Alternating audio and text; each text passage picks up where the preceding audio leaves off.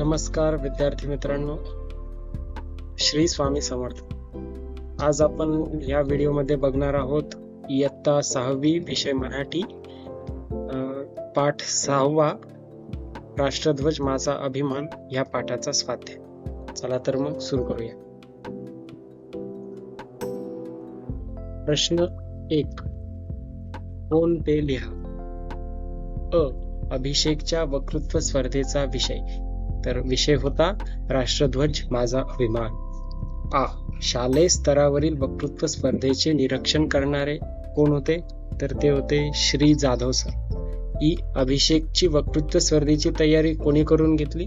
तर अर्थातच अभिषेकच्या आई आणि वडिलांनी. प्रश्न 2. पाठातून तुम्हाला समजलेले अभिषेकचे गुण चौकटीत लिहा. तर जी चौकट आहे त्यामध्ये तुम्हाला लिहायचे आहे. पहिल्या चौकटीत आत्मविश्वास, दुसऱ्यात शांतता, तिसऱ्यात कष्टाळू, चौथ्यात जिद्द, चिकाटी आणि नम्रता. असे प्रत्येक चौकटीमध्ये तुम्हाला एक एक गुण लिहायचे आहे.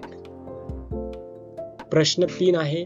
2 ते 3 वाक्यात उत्तरे लिहा. जाधव सर यांना वक्तृत्व स्पर्धेतील विद्यार्थ्यांना कोणते मार्गदर्शन केले?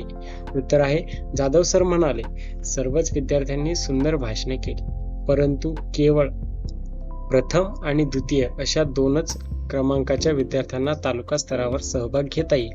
तरीही इतरांनी नाराज व्हायचं नाही बरं का. सर्वांमध्ये काही ना काही सुप्त गुण असतात. ती विकसित करण्यासाठी प्रत्येकाने भरपूर मेहनत घ्यायला हवी. अशा रीतीने जाधव सरांनी वक्तृत्व स्पर्धेतील विद्यार्थ्यांना मार्गदर्शन केले. अभिषेकचे भाषण उत्तम होण्यासाठी वडिलांनी काय केले? तर ह्याचे उत्तर आहे, अभिषेकच्या वडिलांनी राष्ट्रध्वज आणि राष्ट्रभक्ती, राष्ट्रीय सणाचे महत्व या विषयांवरील अनेक मुद्दे भाषणात समाविष्ट केले. देशासाठी प्राणाची आहुती देणाऱ्या देशभक्तांचा इतिहास वडिलांनी अभिषेकला सांगितला.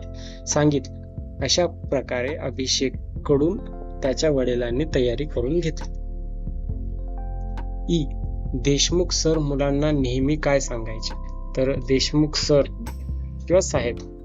सर नेहमी मुलांना सांगायचे, मोठा माणूस एखाद्या गोष्टीची सुरुवात करू शकतो, पण अंतिम ध्येयापर्यंत पोहोचण्यासाठी सर्वांचीच साथ आवश्यक असते. प्रश्न विचार करा व सांगा. प्रश्न 1. अभिषेकचा प्रथम क्रमांक का आला असावा? तर ह्याचे उत्तर असे असू शकेल की अभिषेकने स्पर्धेसाठी विषयाचा सखोल माहिती मिळवली होती, अभिषेकच्या वडिलांनी मार्गदर्शन केले होते आणि अभिषेकची भाषणाची तयारी चांगली झाली होती आणि प्रत्यक्ष स्पर्धेत त्याने आत्मविश्वासाने भाषण दिले होते, त्यामुळे त्याचा प्रथम क्रमांक आला असावा. प्रश्न 2. स्पर्धेमध्ये यश मिळवण्यासाठी कशा प्रकारे तयारी करणे आवश्यक असते असे तुम्हाला वाटते? तर यश मिळवण्यासाठी योग्य विषयाची निवड करायला हवी, विषयाबद्दल सर्व माहिती गोळा करणे, तसेच भाषणाच्या वारंवार सराव आणि उच्चार स्पष्ट ठेवणे आणि वेळेचे नियोजन करणे या गोष्टींची तयारी आवश्यक असते. प्रश्न 3. आतापर्यंत तुम्ही कोणकोणत्या स्पर्धेमध्ये भाग घेतलेला आहे आणि त्याची पूर्वतयारी तुम्ही कशी केली होती ते सांगा. तर मी आतापर्यंत चित्रकला आणि धावण्याच्या स्पर्धेत भाग घेतला आहे. चित्रकलेसाठी मी विविध विषयांवर चित्रे काढून सराव केला होता व धावण्याच्या स्पर्धेसाठी मी रोज सकाळी लवकर उठून मैदानात धावण्याचा सराव केला होता. खालील लपलेले शब्द शोधा. म्हणजे खालील शब्दात लपलेले शब्द शोधा. तर कडकडाट ह्या शब्दापासून आपल्याला वेगळे शब्द तयार करायचे.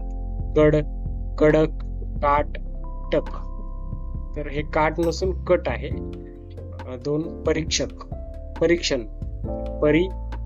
आणि पण हे शब्द. सभागृहात, सभा, हात, हार. मार्गदर्शन, दान आणि मान असे 4 शब्द. राष्ट्रध्वज विषयी, राष्ट्रध्वजाविषयी अभिमान दर्शवणारी घोषवाक्य तयार करा व लिहा. तर जे हे दिलेत पुस्तकामध्ये, तर त्यामध्ये आपण असं लिहू शकतो घोषवाक्य: भारत माता की जय, वंदे मातरम, उंच उंच हे अडवून झाले, उडवून तिरंगा जगात वाढवू भारताचा महिमा, तिरंगा आमचा मान, तिरंगा आमची शान. तर धन्यवाद विद्यार्थी मित्रांनो, आणि तुम्ही हा व्हिडिओ बघितल्याबद्दल खूप धन्यवाद. असेच प्रत्येक कवितेचा स्वाध्याय, पाठाचा स्वाध्याय मी नवीन अभ्यासक्रमातील ह्या चॅनलवर अपलोड करत आहे. ज्या काही चुका झाल्यात त्या परत होणार नाहीत, आणि त्यासाठी मी परत होणार नाहीत. धन्यवाद.